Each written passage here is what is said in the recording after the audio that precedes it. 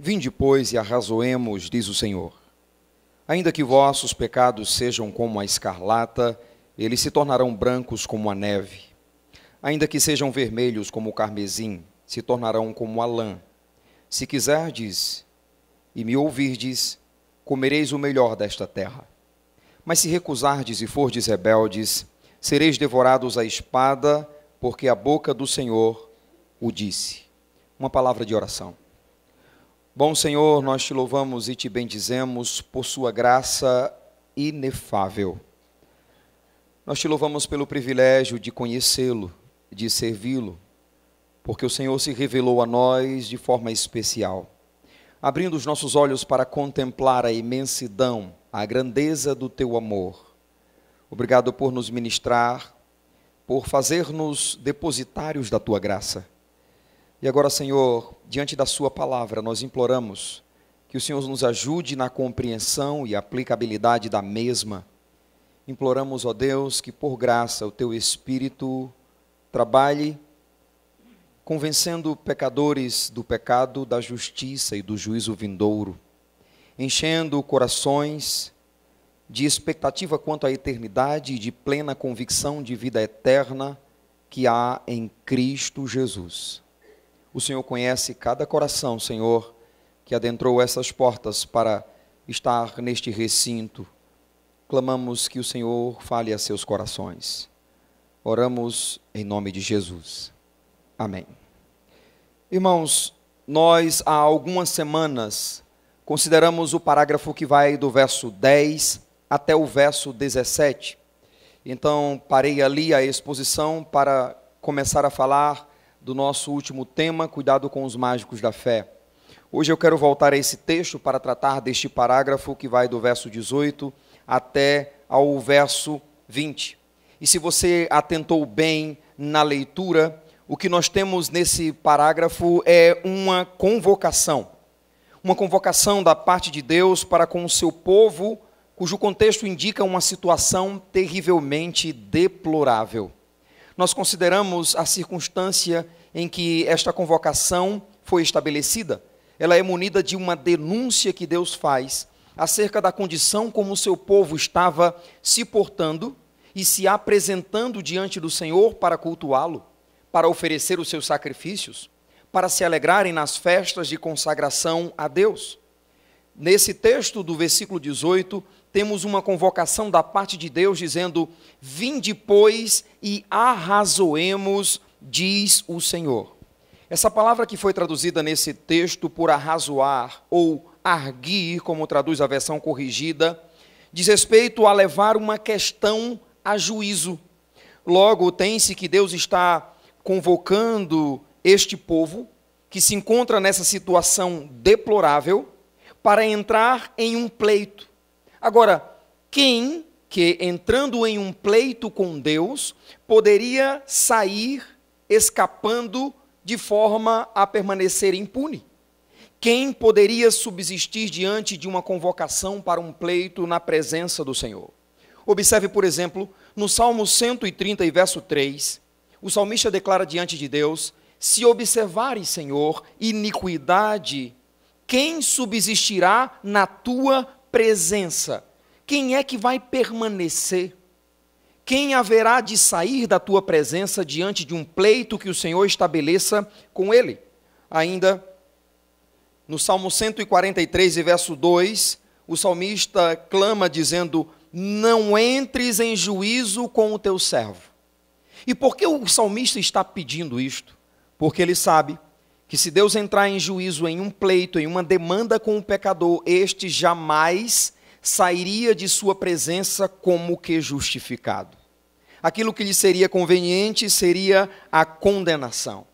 Então considere que se hoje Deus chamasse você para um pleito em que ele traria a lume a sua condição, o seu caminhar, o seu procedimento, a sua vida diante dele, o que seria de você? Se Deus convocasse você para estabelecer juízo acerca da sua vida nesse mundo. Sabe, queridos, muitos presumem que subsistirão no dia do julgamento de Deus porque a sua situação como pecador não é lá essas coisas como muitos pecadores o são. Essa é uma confiança na justiça própria que alguns desenvolvem.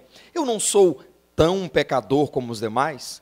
Eu sou uma boa pessoa. Eu nunca matei, nunca roubei. Eu vivo de casa para o trabalho, do trabalho para casa. Então eu não sou como muitos outros pecadores. Entretanto, quem poderia subsistir diante do juízo de Deus? Se Deus julgar o homem com base na sua justiça, quem seria justificado?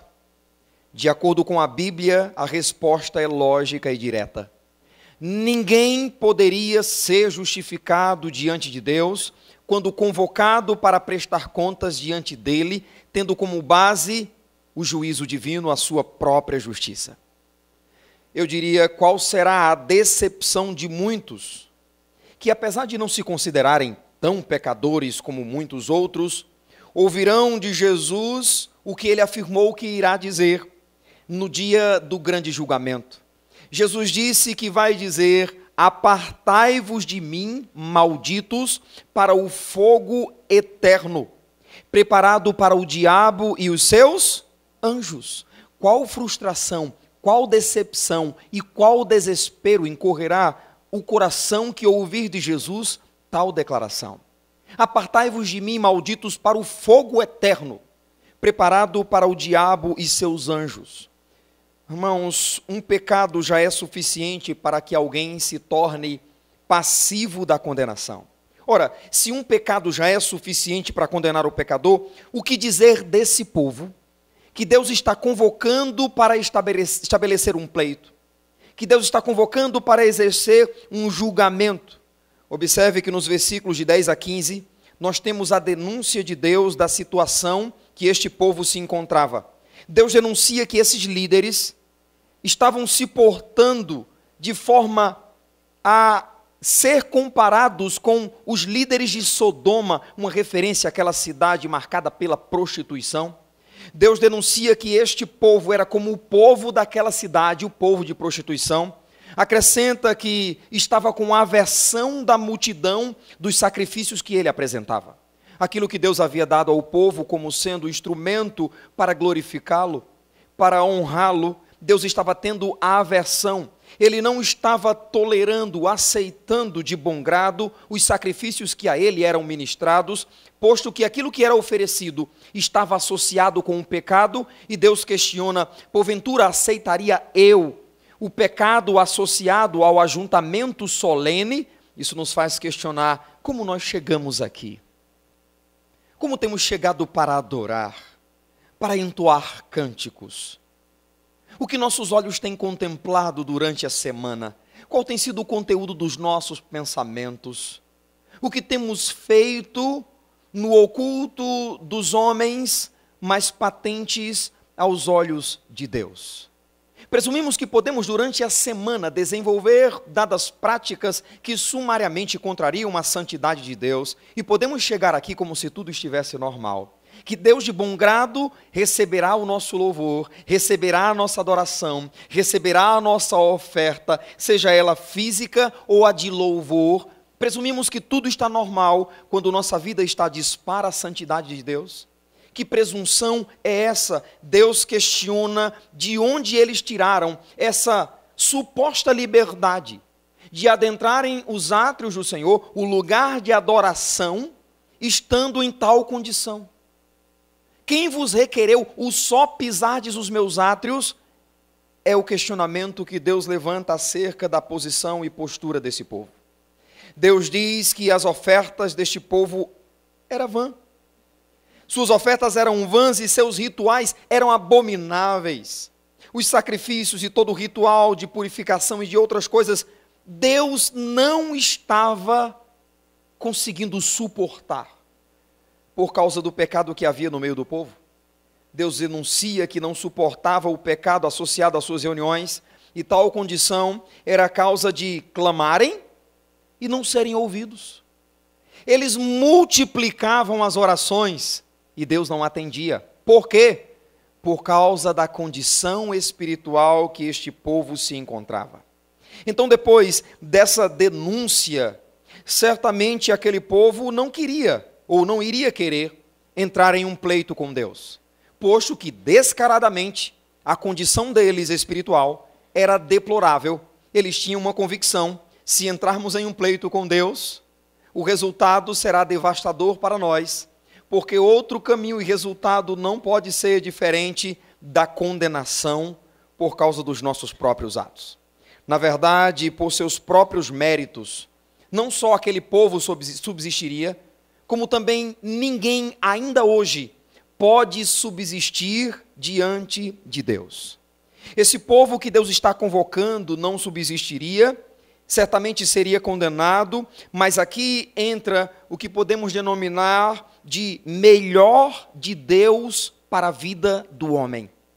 E é sobre isso que eu quero falar essa noite, sobre um convite maravilhoso de Deus para o pecador. E nesse convite está o melhor de Deus para o homem. É nesse contexto de um povo marcado pela depravação, é nesse contexto de um povo marcado pela hipocrisia, que Deus convoca este povo para um pleito. E este pleito, que deveria ter a marca da condenação, tem antes a marca de uma graça inefável, ou seja, do favor de Deus, que não se pode exprimir em palavras. Um favor cujo doador o fez em termos não de méritos daquele que foi beneficiado, mas com base em sua graça soberana, segundo o beneplácito de sua vontade, isto é, segundo o seu bel prazer. Segundo a sua graça, ao invés de ministrar juízo, Deus decidiu estender a sua destra de graça. E daí o convite que é estabelecido. O verso 18 diz: vinde, pois, e arrazoemos, diz o Senhor. Ainda que os vossos pecados sejam como a escarlata, eles se tornarão brancos como a neve. Ainda que sejam vermelhos como o carmesim, se tornarão como a lã. Eis o convite gracioso da parte de Deus. Vinde, pois, e arrazoemos. Observe que tanto a escarlata como o carmesim são dois pigmentos de cor vermelha intensa. Esses pigmentos eram usados para tingir tecidos. Naquela ocasião, então, colocavam-se em baldes, grandes baldes, barris, na verdade, e então colocava-se esses pigmentos ou outro para tingir tecidos. E uma vez que o tecido fosse embebido naquele líquido, eles não mais voltariam à sua cor natural, porque agora estavam marcados, estavam pigmentados. E Deus toma, pois, esta ilustração para dizer: ainda que os vossos pecados sejam como a escarlata, sejam como o carmesim, um pigmento forte, de um vermelho vibrante, ainda assim eles se tornarão como a lã. Irmãos, diante da impossibilidade do homem de por si mesmo ser considerado justo diante de Deus, ele se torna, pois, necessitado da misericórdia do Senhor. Ele se torna carente, dependente de ser depositário da graça, pois, do contrário, por seus próprios méritos, ele jamais será justificado diante do Senhor. É nesse contexto que Deus, em graça, manifesta o seu amor para com o pecador. E ele faz isso ao permitir que o pecador, apesar da condição que está envolvido, chegue até a sua presença e, uma vez ali, receba dele purificação. Ainda que seus pecados sejam gravíssimos, ainda que sejam sobremodo profundos, Deus é poderoso e gracioso para estender a sua destra de perdão e sua destra de purificação. Na verdade, o normal desta convocação, diante de todas as denúncias que Deus fez, consideradas nos versos 10 a 15, na verdade, o teor dessa convocação deveria ser o seguinte: Deus não aceita essa situação que o povo se encontra. Ele está, então, convocando este povo para um ajustamento de contas que possui teor judicial. Deus vai julgar este povo. Em outras palavras, Deus estaria dizendo: venham a mim, venham até mim e vamos discorrer a respeito da vossa situação e da vossa passividade de condenação pela condição que vocês se encontram diante de mim. Essa deveria ser a convocação de Deus. Venham e vamos considerar como vocês estão. Vamos observar qual é a medida da condenação justa para vocês diante da situação que vocês se encontram. Entretanto, não é esse o teor da convocação. Deus não está os chamando para julgá-los com base na sua justiça própria, no que eles fizeram. Pelo contrário, Deus está os chamando com base na sua graça, com base no seu favor imerecido. Assim, a convocação toma o seguinte rumo, como se Deus estivesse dizendo: apesar de tudo o que eu disse de vocês até aqui, versículos de 10 a 17, venham até mim, vamos considerar a vossa situação, mesmo que os vossos pecados sejam muitos, eu os perdoarei. Irmãos, isso é contrassenso, porque o que este povo merece, de acordo com o que foi narrado dos versos 10 a 17, é a condenação de uma só vez. Deus não tem o que tratar com este povo, tão somente fulminá-los, matá-los, lançá-los ao inferno. Ao invés disso, Deus diz: venham, mesmo estando assim, podem vir, arrazoemos, vinde pois e arrazoemos, ainda que os vossos pecados sejam muitíssimos, sejam seríssimos, eu os perdoarei, eu os purificarei. Isso é graça. Uma ilustração para você entender o processo da graça de Deus nesse texto seria o seguinte: imagine que você alugou uma casa, você fez um contrato para morar naquela casa, mas você está ali e perde o emprego. Você não tem outra fonte de recurso, a situação fica bem apertada. Você deixa então de pagar o aluguel, não porque você não queira, mas porque você não tem condições. Então, uma vez que você não tem condições de pagar o aluguel, você recebe uma carta sendo convocado para uma audiência. Uma certeza que você tem é que você vai para aquela audiência para ser cobrado. O dono da casa, pois, colocou você para responder diante da autoridade acerca da dívida que você possui. Então você vai para aquela audiência com uma certeza: eu vou ser cobrado. E então chega a hora da audiência, o dono da casa se dirige a você e então diz assim: olha, eu quero dizer que eu convoquei você aqui para essa audiência, para dizer que todos os meses de aluguel que você deixou de pagar estão perdoados. Você não me deve mais nada. A reação desta pessoa certamente seria: espera aí, mas como assim? Você me convocar para uma audiência para dizer que eu estou perdoado? Mas são muitos meses. Não tem problema, não importa quanto tempo seja. Todos os meses de aluguel que você me deve estão perdoados. Sabe o que é isso? Isso é graça. É o que Deus está fazendo com este povo, convocando-os para uma audiência, não para dar a ele o que ele precisava, não para dar ao povo o que o povo merecia, que era a condenação. Deus está convocando-o para ministrar graça, para dizer: os seus pecados são purificados. Venham, pois, a mim. Recebam a purificação que lhes é necessária. Isso é graça, é um favor imerecido. Note que essa é uma situação totalmente incomum, porque é justamente isso que Deus está fazendo com esse povo. Chamar alguém para uma audiência para dizer que ele está perdoado não é comum. E é o que Deus está fazendo aqui, convocando este povo para ministrar perdão. Deus está declarando ao povo que o seu perdão é a única forma dele subsistir, ou do pecador subsistir na sua presença diante do julgamento. É a única forma de o pecador não ser condenado. É a graça de Deus.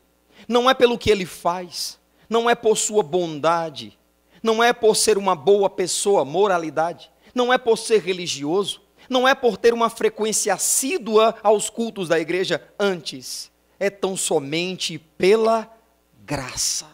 É pela bondade de Deus, como cantamos essa noite. Esse é, pois, um convite gracioso de Deus para este povo, mas não só. Deus também está convocando você. Independente de como você esteja, fato é que a sua condição, se você ainda não entregou a sua vida a Cristo Jesus, ela é uma condição que lhe põe na posição de passivo de condenação. É o que você merece, é o que o pecador merece, é o que todos nós merecemos. É a condenação proposta por Deus pelos nossos pecados. Mas Deus está convocando você como convocou aquele povo, dizendo: venha e arrazoemos. Ainda que os vossos pecados sejam muitíssimos, que sejam gravíssimos, eu os purificarei, eu os perdoarei. A convocação para esse povo teve como base a graça de Deus expressa na sua misericórdia. E a convocação de Deus para você tem esse mesmo teor.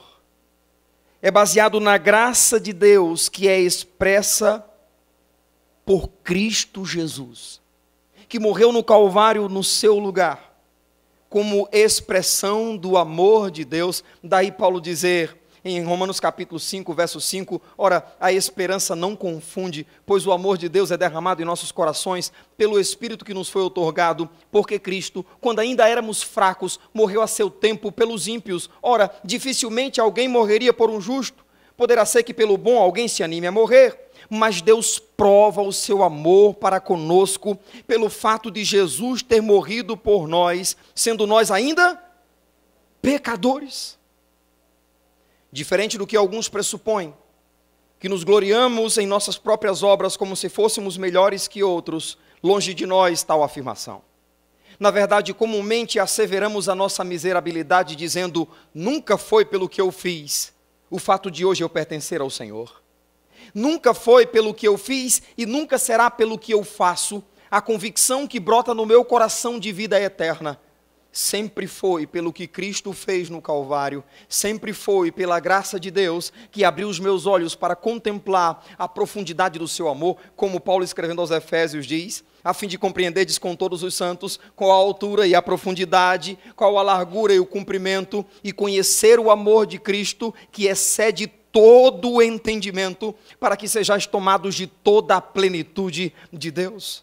Você entende quando Paulo diz em 2 Coríntios 5, versículo 15, ele diz que o amor de Cristo nos constrange. A expressão constranger nesse versículo fala de um mover das entranhas. O amor de Cristo nos deixa constrangidos, julgando nós isto: um morreu por todos, logo todos morreram, e ele morreu para que os que vivem não vivam mais para si mesmos, mas vivam para aquele que por eles morreu e ressuscitou.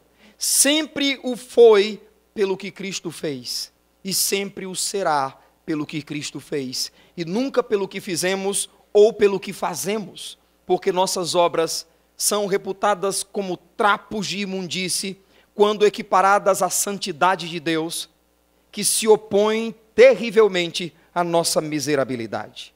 Essa justiça, então, está expressa em Cristo Jesus.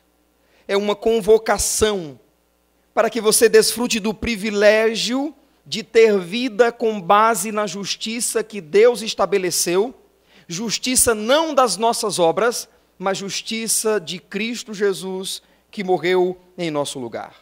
Deus então está convocando você para entregar a sua vida a Ele, a reconhecer o sacrifício de Jesus. E se você fizer isso, a base para o seu julgamento não será o que você fez, não será o que você faz, mas a base para o seu julgamento será a justiça que há em Jesus Cristo. Deus olhará para a sua vida e verá sobre seu viver a marca da obra que Cristo fez no Calvário, e é isso que o fará subsistir na presença do Senhor. Do contrário, a condenação lhe será pertinente, porque ninguém pode subsistir por seus próprios atos, por suas próprias obras diante do Senhor. Em Romanos 3, versos 21 a 25, o apóstolo Paulo diz: mas agora, sem lei, se manifestou a justiça de Deus, testemunhada pela lei e pelos profetas, Justiça de Deus mediante a fé em Jesus Cristo, para todos e sobre todos os que creem, porque não há distinção, pois todos pecaram e carecem da glória de Deus, sendo justificados gratuitamente por sua graça, mediante a redenção que há em Cristo Jesus, a quem Deus propôs no seu sangue, como propiciação, mediante a fé, para manifestar a sua justiça, por ter Deus, na sua tolerância, na sua graça, na sua misericórdia, deixado impunes os pecados anteriormente cometidos. Isto é a justificação que há em Jesus. É Deus não levar em consideração os nossos atos e atribuir a nós a justiça estabelecida em Jesus no Calvário. Então, quando Jesus olha, ou quando Deus olha para mim, Ele não me vê mais como fruto ou passivo objeto da sua ira, como em outrora eu era. Como outrora era todo aquele que já entregou a vida a Jesus. E Paulo descreve isso bem, escrevendo aos Efésios, em Efésios capítulo 2, verso 1 e seguintes, Paulo diz: Ele vos deu vida, estando vós mortos em vossos delitos e pecados, entre os quais andastes outrora, segundo o curso deste mundo, segundo o príncipe da potestade do ar, do espírito que agora atua nos filhos da desobediência, entre os quais andávamos todos nós outrora, fazendo a vontade dos pensamentos e da carne, e éramos por natureza filhos da ira, como também os demais o são.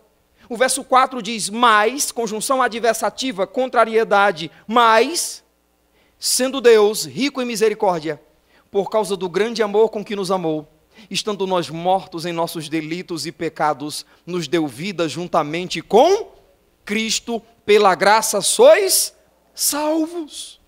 É pela graça, nunca foi pelo que eu fiz, nunca é pelo que eu faço, sempre é pelo que Cristo fez, sempre é pelo que Cristo estabeleceu no Calvário, não por minhas obras.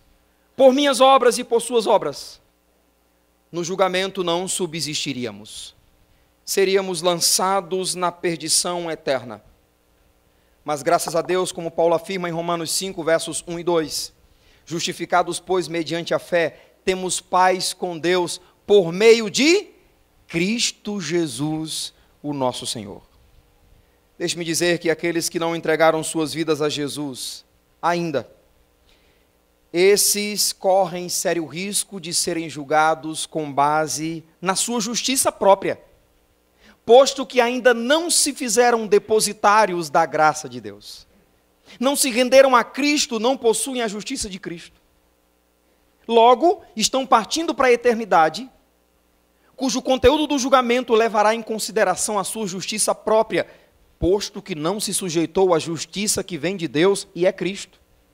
Algumas pessoas ainda estão fundamentando os seus passos nesta vida com base em uma moralidade correta. Se eu andar correto, fizer o que é bom, Deus talvez vai me colocar num bom lugar.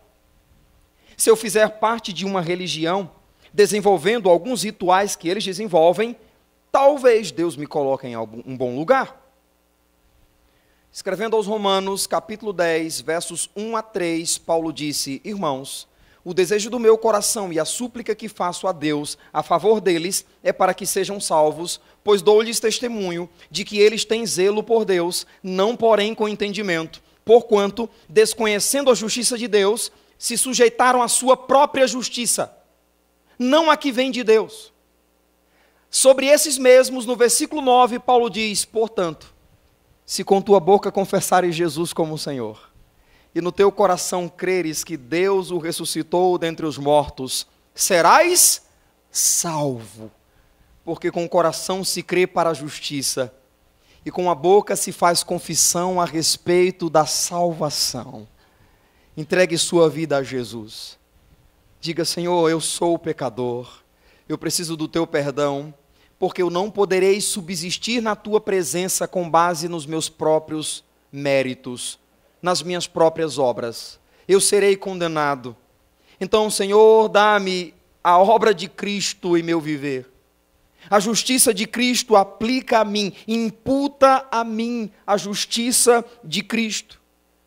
Porque do contrário, eu preciso dizer a você que se você não entregar a sua vida a Jesus, você só poderá entrar no céu se não tiver nenhum pecado.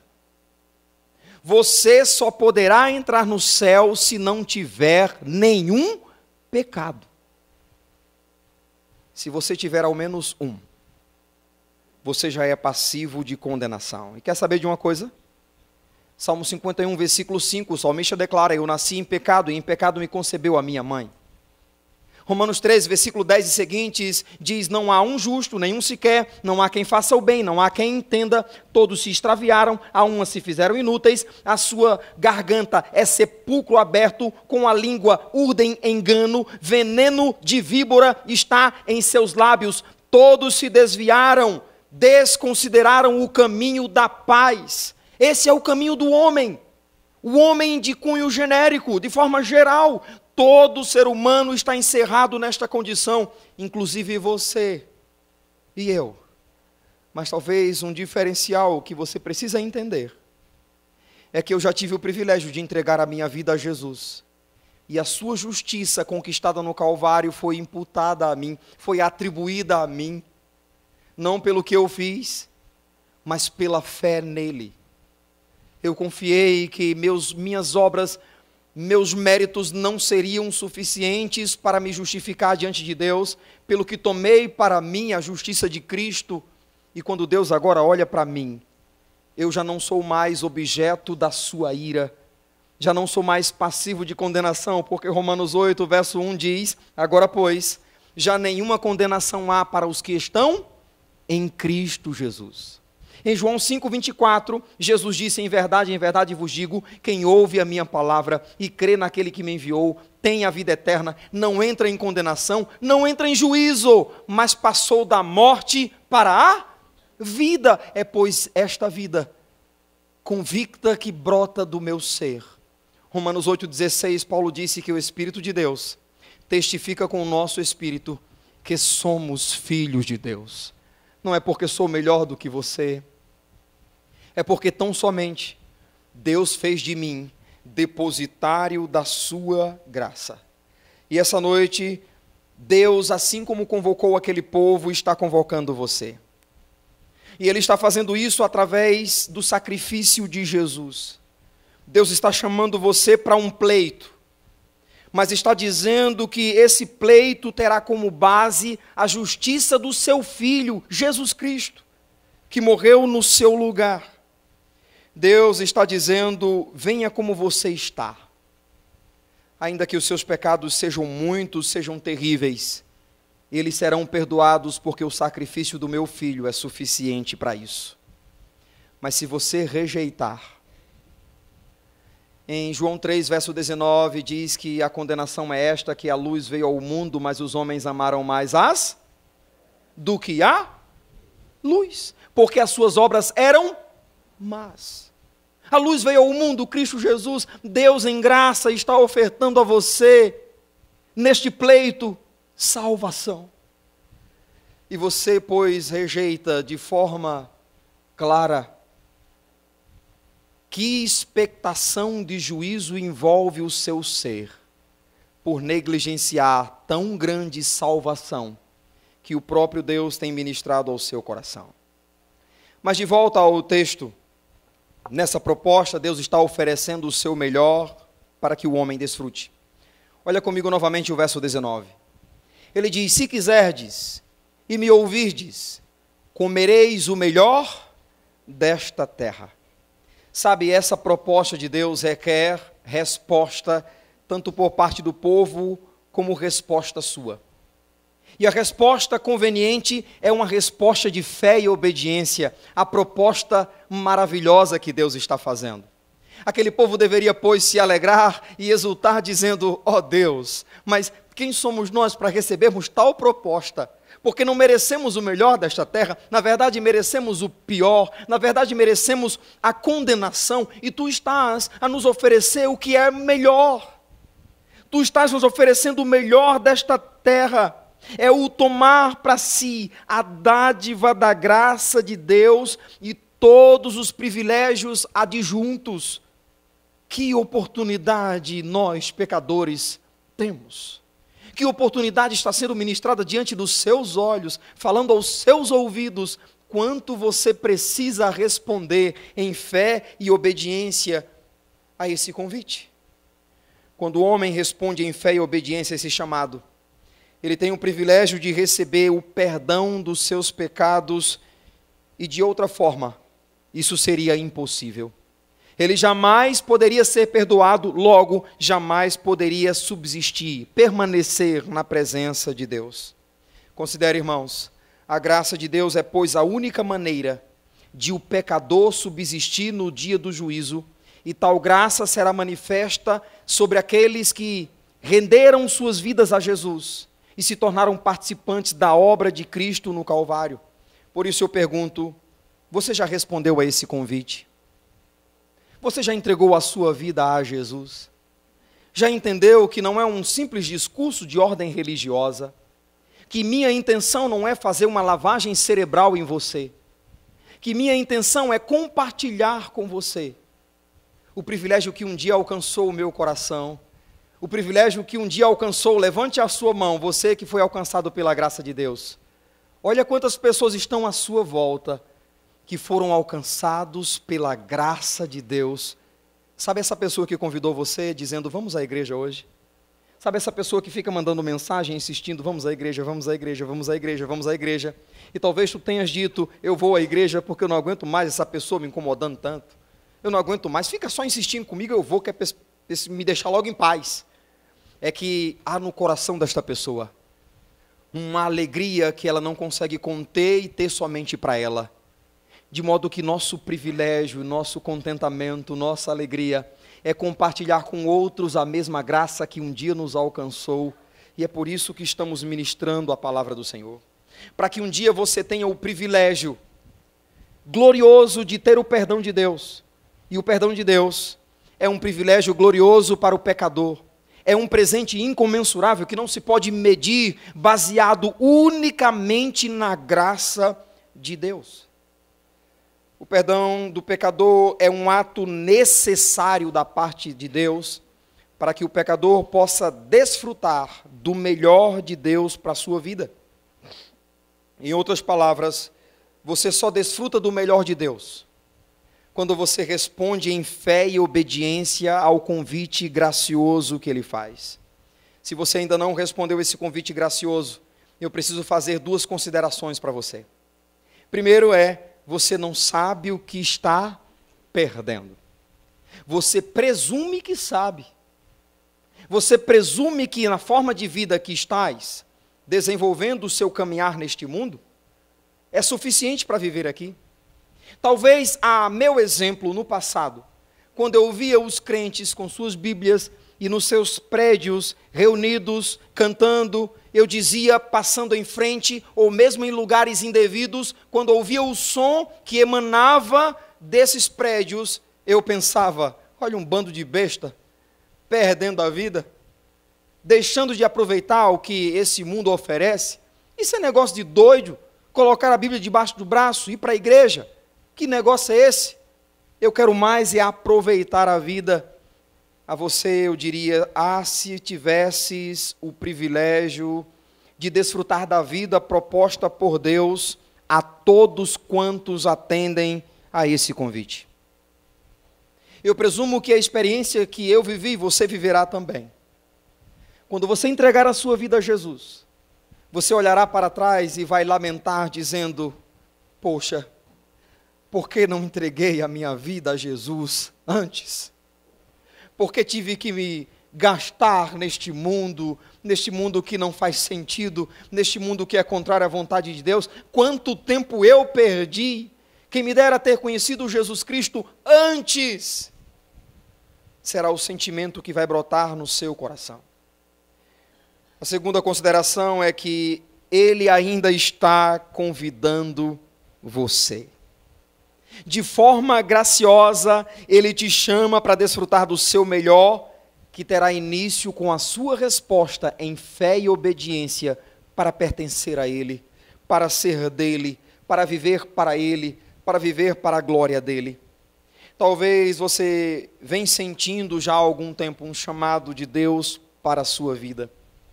Você sabe da sua necessidade.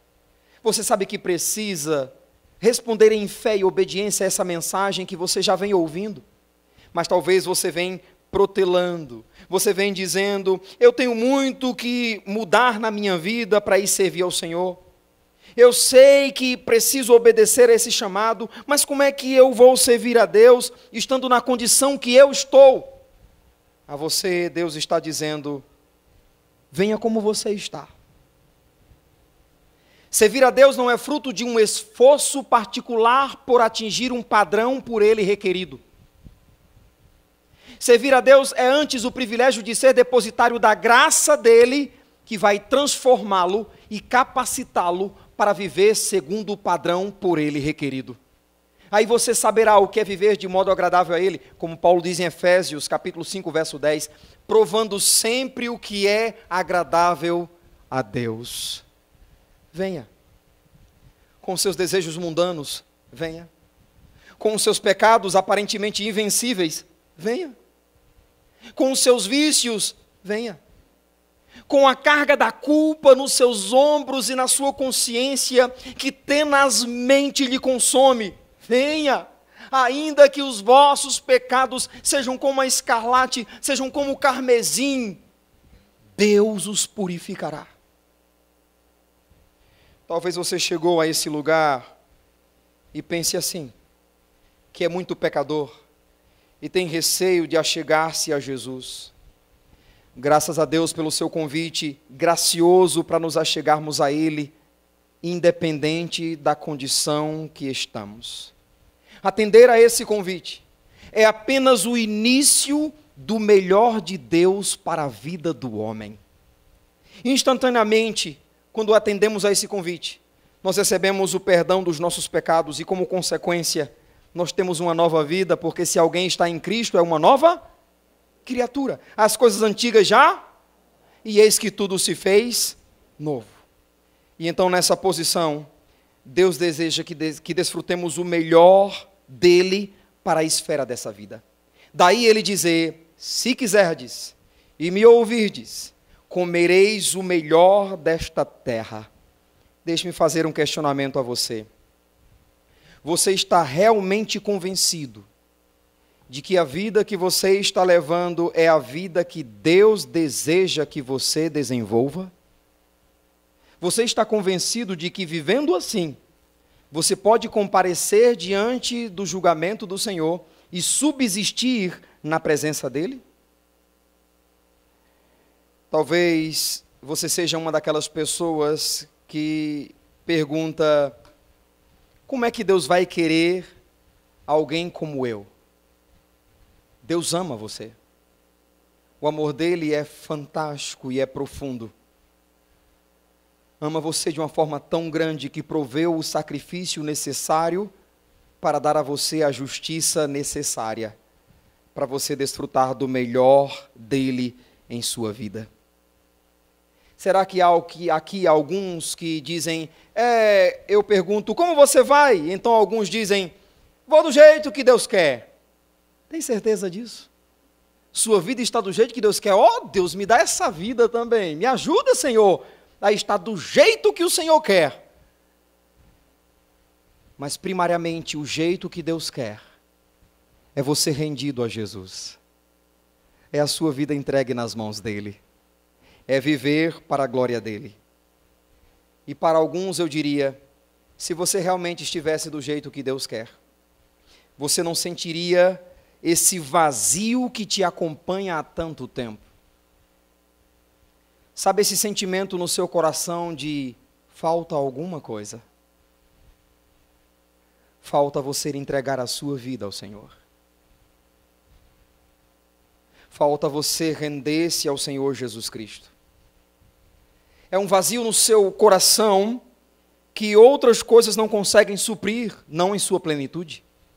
Bebidas não suprem, amigos não suprem, relacionamentos não suprem, trabalho não supre, cônjuge não supre e filhos não supre, porque estamos falando de um vazio do tamanho de Deus e só Ele pode preencher através de um relacionamento correto por meio de Jesus Cristo. Se quiserdes e me ouvirdes, comereis o melhor desta terra. Digno de consideração aqui é dizer que o melhor desta terra não é medido pelos bens materiais que possamos obter, antes, o melhor desta terra é viver para Deus, em comunhão com Ele, desfrutando de uma nova vida, em esperança convicta da vida eterna. Isto é o melhor desta terra, é conhecer Deus e servir a Ele, o que é um prazer e privilégio para aqueles que assim vivem. Você que nos visita essa noite, entende que Deus trouxe você aqui hoje, para ouvir esta mensagem, de que você precisa entregar a sua vida ao Senhor. Ou você que também já é servo de Deus, lembre-se que no contexto Deus está dirigindo-se ao seu próprio povo. Como está a sua condição espiritual? Como você tem chegado aqui para cultuar? Considere que Deus está chamando você, para você olhar onde você caiu e voltar à prática das primeiras obras, porque você abandonou o seu primeiro amor.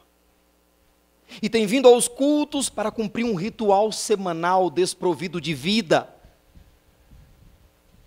Se você ouvir o Senhor, você comerá o melhor desta terra. Quantos servos de Deus estão perdendo por não estarem vivendo a plenitude de comunhão e de intimidade na presença do Senhor? Se confessarmos os nossos pecados, Ele é fiel e justo para nos perdoar os pecados e nos purificar de toda e qualquer injustiça. Baixe sua cabeça e vamos falar com Deus. Senhor, nós te louvamos por este convite tão maravilhoso. Vinde e arrazoemos, diz o Senhor. Ah, Senhor, se entrarmos em um pleito contigo, quem de nós subsistiria? O Senhor proveu o meio de livrar-nos da pena que nos era devida. Cristo Jesus, por intermédio de quem obtivemos igualmente acesso pela fé a esta graça. É por meio dele que nos achegamos em confiança diante da tua presença. E temos convicção de que não seremos envergonhados naquele dia, porque somos depositários da tua graça, somos teus. Senhor, se há alguém ainda entre nós que não tem essa convicção, e que essa noite o Senhor, por teu Espírito, ministrou os seus corações, convencendo-os do pecado, da justiça e do juízo vindouro, por favor, Senhor, que essas pessoas se mostrem, manifestem o agir do teu Espírito em suas vidas, confirmando que de bom grado entregam suas vidas ao Senhor. Enquanto nós continuamos orando, deixe-me perguntar: há alguém que nos visita essa noite, que ainda não entregou a sua vida a Jesus, e que essa noite o faz, recebendo de Deus perdão de pecados, para pertencer a Ele, para viver para a glória dEle? Se tem alguém essa noite que deseja tomar esta decisão, respondendo em fé e obediência a esta mensagem, a mensagem da palavra do Senhor. Se tem alguém, faça um sinal com uma de suas mãos, onde você estiver. Tem alguém que deseja tomar esta decisão? Onde você estiver, levante uma de suas mãos. Tem alguém? Senhor, a sua palavra foi lida e explicada. Ela jamais voltará para o Senhor vazia. Ela será cumprida naquilo que o Senhor a designou. E por tal nós te louvamos e te bendizemos. Despede-nos em paz aos nossos lares, Senhor. Abençoa-nos nesta semana. Traz-nos novamente quando o teu povo se reunirá para buscar a sua face. Abençoe a sua igreja, Senhor. Abençoe aqueles que estão fracos, fortalecendo-os. Aviva, Senhor, aqueles que estão desanimados quanto à sua carreira cristã. Fortalece os abatidos. Oramos assim em nome de Jesus. Amém.